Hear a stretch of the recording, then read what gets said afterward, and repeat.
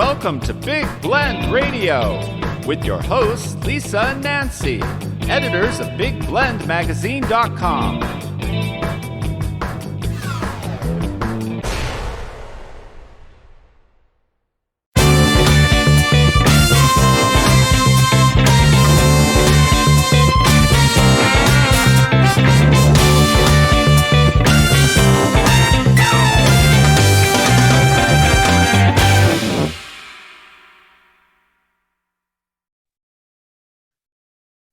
Hey, everybody. Welcome to Big Blend Radio. Today, we're excited to welcome physician and scientist and children's book author, Dr. Bruce F. Scharschmidt. And I hope I pronounced that correctly.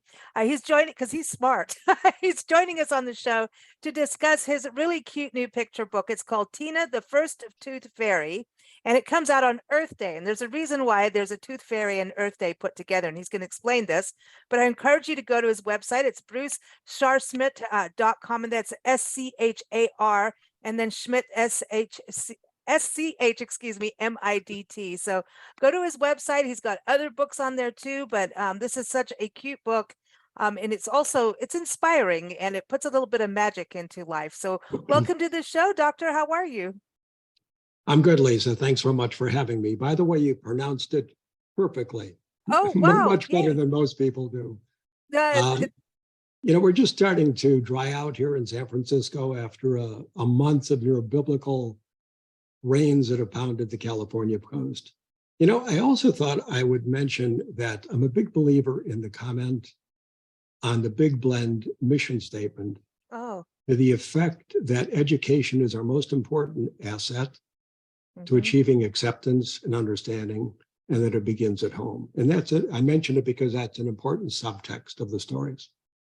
And that's really, I think what's interesting is you bring in the Tooth Fairy, and I know Nancy, there's something going on with her. Somebody took over her computer today. She's been hijacked technically, but she really wanted to be on the show with you because she loves the book. And she said, when I was a kid, she wished she had it. I know there's an environmental reason we want to talk about, especially all the storms that California went through and the Southwest. Some of it's good and some of it's scary, but she was talking about it's a really cute book that would make you not as scared to go to the dentist. And like I said, it adds a little magic. And with your medical background, I mean, I think we should do everything we can to get kids excited and not too scared about going to the dentist. I was scared.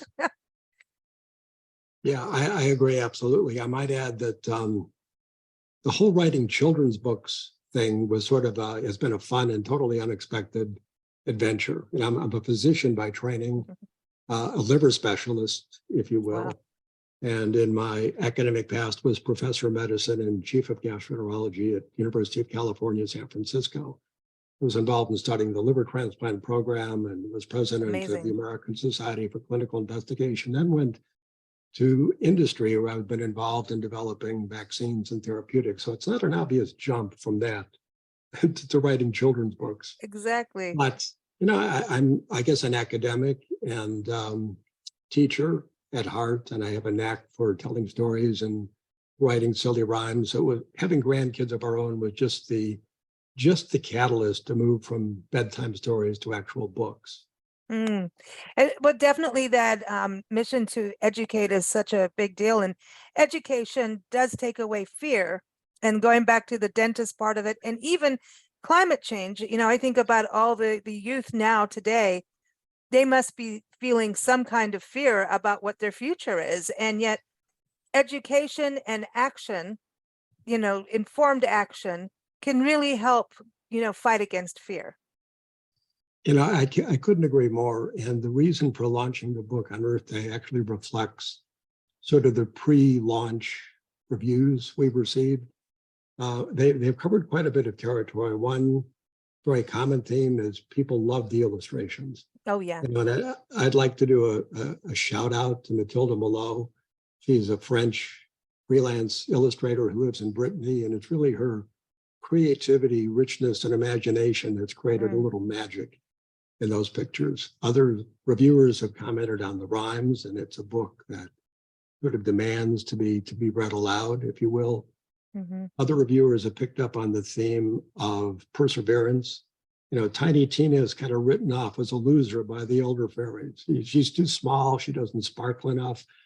But little Tina toughs it out and she perseveres and solves a big problem for the fairies. But of course, other people pick up on the theme of sustainability. As you mentioned at the beginning, the sort of geopolitical events, the extreme weather, the war in Ukraine, it really made that a front burner topic. But it's not a real easy concept to explain to kids. Even adults, we adults grapple with it a bit. I mean, if you define sustainability as meeting our needs in a way that doesn't compromise the future for our kids or grandkids or their kids, that takes a while to assimilate that. And the book isn't meant to be preachy, but introduce it in a way that's hopefully going to trigger some curiosity, some questions, and some fruitful dialogue with their parents. I love that too, because I know that we've got Kindles and all those, geeky things that we have to have technology. But I think story time with families, getting together and reading with the children and getting them interested even in rhyme, because that's a really fun, and it's mnemonics. It's a very easier way for kids to really ingest information, but also kind of opens the door to learning about poetry and the arts. With this, I think they're going to really understand that, because there's different kinds of rhymes and different tempo, if you will, even though she's floating around and she's so cute. I think that's one of the biggest things, is to get families together, reading together. And it's a book that they can go back on and learn bit by bit, grow with, I think. And you're talking about the Tooth Fairy. I mean, who's written about the Tooth Fairy lately? It's cute. It's a cute story of like just showing where the Tooth Fairy came from. It is a new spin on the Tooth Fairy. I mean, why is it that the fairies wet our teeth in the first place? Therein is the theme of sustainability. But there's also an interesting backstory, Lisa, about the rhyme. I mean, for me personally, I think books that are written in rhyme are more fun to read. They lend themselves to reading aloud, but they're also a little tougher to write. For the last 35 plus years, when we send out our holiday cards, Christmas cards, we've included not only family pictures, but a poem that I write where I describe sort of in verse what's happened to our family over the last year, what's happened in the world. And, I was never really sure if anybody ever read them. Then about 20 years ago, I was short on time and short on inspiration. And the mailing didn't include a poem. And the backlash was immediate. Hey, where's our poem? What's going on? So we've resumed it. So it was not a huge jump from sort of writing funny annual family poems to actually writing a book in rhyme. I think it's great though. I mean, and then you even think, for kids to start writing for themselves. It's one of those, I just think it's really creative. And people may think that writing a children's book is easy, but it's really not. And kids will tell you the truth. I mean, so tell us about kids that have read the book, because I mean, for us, we're still kids at heart, but tell us a little bit about some of the, have your grandkids read it? Did they tell you what they think, and did they help you? Oh yeah, our grandkids, first of all, they live close. Our daughter lived just a few blocks away, so we see her kids all the time, and our son is just over the bridge. And family and in particular grandkids have played a key role at each step in the process. So the first step for me is sort of conceptualize what is the topic going to be? What topic has enough angles to make it interesting to read, interesting for children to hear? And they're the grandkids are really the inspiration. Seeing the world through their eyes and things they experience is really the beginning of it. So our older grandchildren were getting to the age where they were starting to lose their baby teeth, 5, 6, and 7. They were introduced to the Tooth Fairy. So the book built upon that sort of natural curiosity. The second phase is actually the writing. The writing, at least for me, goes pretty quick. It's usually a week or two. And the goal is not perfection. It's to get something down, step back and take a hard look and see if it really has enough merit to turn into a book. And there, my family and grandkids are unflinchingly honest beta readers. They tell me exactly what they think. what they like and what they don't like. And that sort of is helpful in deciding whether to take it to the next step, which is actually creating the book, getting the illustrator involved, doing the character sketches, creating the illustrations. And again, their feedback is invaluable. I might add that our son, who's also a doc en route, was a English major at Princeton.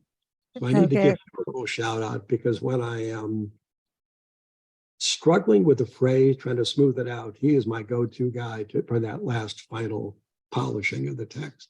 But it's really fun from beginning to start, and every step, the grandkids are very much involved. So when it's finally done and the book is out, it's sort of a shared experience.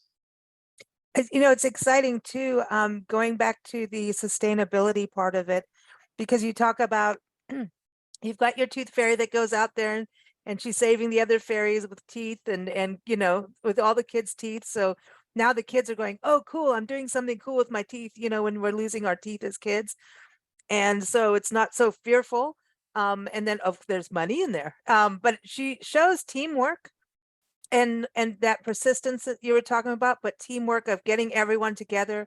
And when we think about sustainability and climate change, global warming, however we're all supposed to say it, it is going to take team. It is going to a teamwork, persistence, but also not just throwing things away. And I think that was a really big part of it, is teaching that just because you lose something doesn't mean you just throw, if you may lose a tooth, or, it's you've finished drinking out of a glass bottle, you don't just throw it away. Right.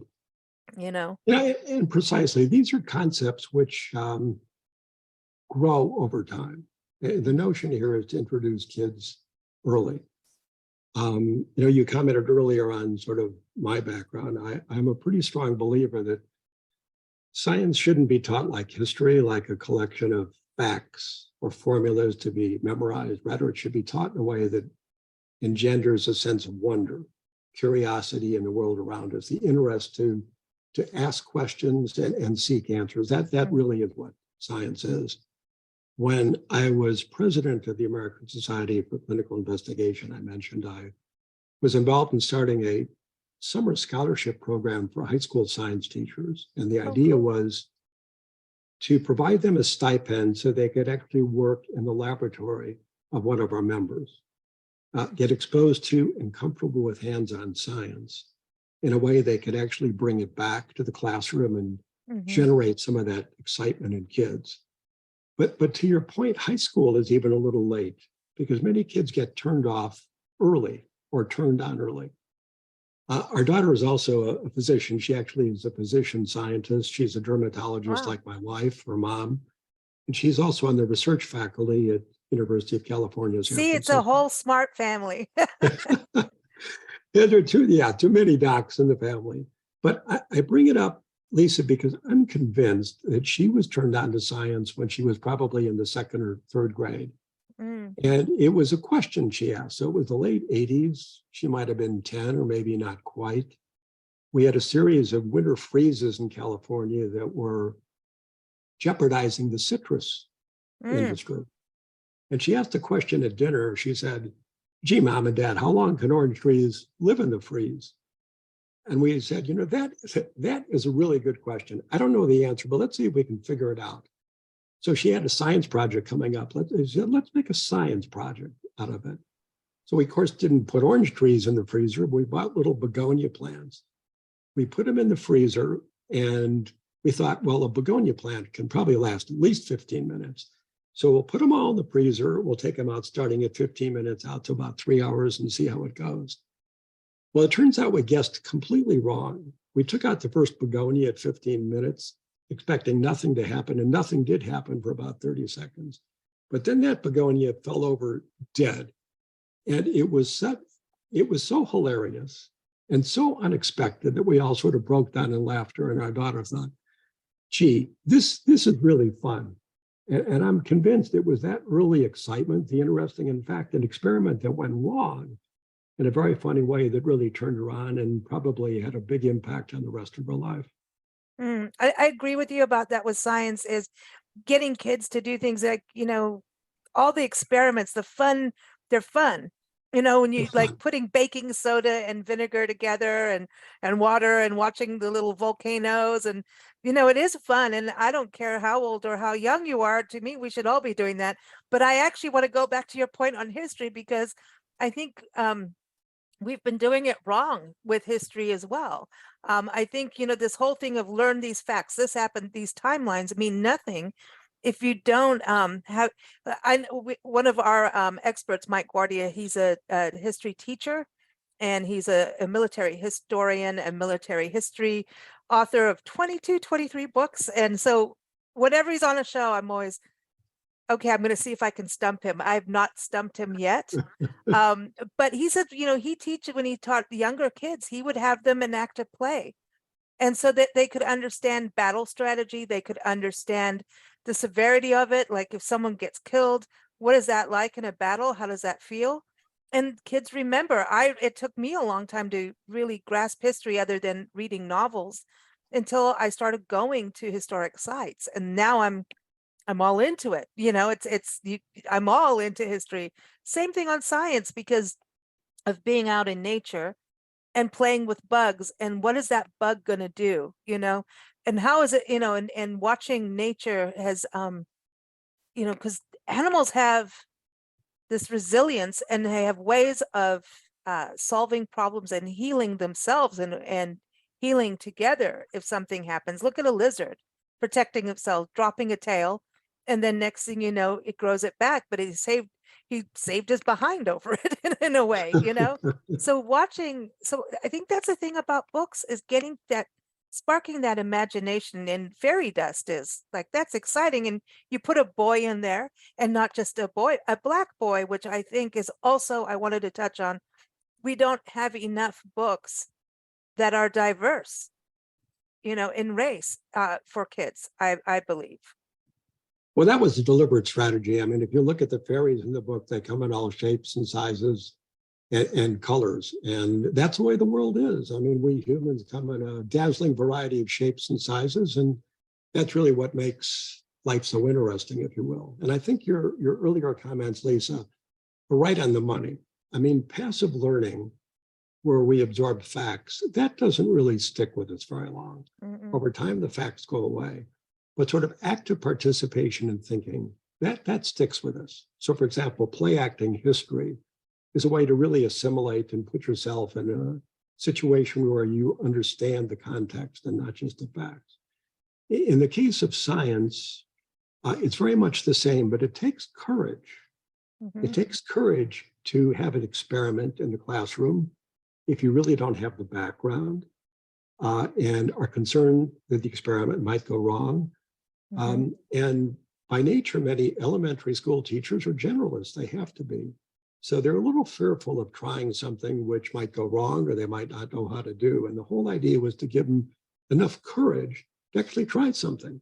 And most experiments actually don't work. Any scientist will tell you that. But they're not supposed to. That's part of getting to the way things work, is having to, the process of elimination. That's a part of science. And the other huge thing I like about your book and Nancy too is that you are covering science. Science is I think we need to have a look at how important science is, especially during the pandemic. You understand, especially in regards to making vaccines and being part of that world. Science had a bad run over the last few years. And I don't think, even with climate change, part of the problem is a bunch of people not understanding science. They just go, oh, they have an opinion. But I don't think a lot of people actually understand that science means things are always changing, right? It's just like the virus, the COVID-19, that virus keeps changing and morphing. And I think we have to, as a society around the world, a global society, understand that science is always changing. Again, right on the money. I mean, in the context of the book, Tina, the First Tooth Fairy, the sustainability is intentionally subtle. I mean, it's not deliberately not preachy, but just evident enough to try and stimulate children's curiosity, begin to ask questions and promote a dialogue. Your comment is also right on the money regarding the pandemic. I think many people who really don't sort of understand the scientific process sort of assumed at the beginning, well, the experts have this all figured out. They're going to tell us exactly what's happened. As we learned, there were some right turns and left turns that weren't fully predicted. Some of the hypotheses panned out, some didn't. And I think it perhaps wasn't evident to everybody when this virus first jumped to humans, it wouldn't be ideally adapted. And then it continued to mutate to more ideally adapt itself to the human host. But you're right, that's the way science works. And we watched it in action on a global scale. So I think an appreciation of understanding, of how science works, that we do our best to answer questions, we form hypotheses, but they're not always right. Then we readjust. That's really the core of it. And it's also the fun of it if you grow up with it. Yeah, I think it is always interesting. And even now when we look at, going back to wildlife and biology and that side of science, you look what, birds did 20, 30 years ago will change now because of the encroachment of human beings into their habitat. So they're changing. And so again, that science has to change. You can't go, this is how this bird has always behaved and always will. They're having to change. Human beings have changed. I mean, look at our bodies have definitely changed. We've gotten bigger.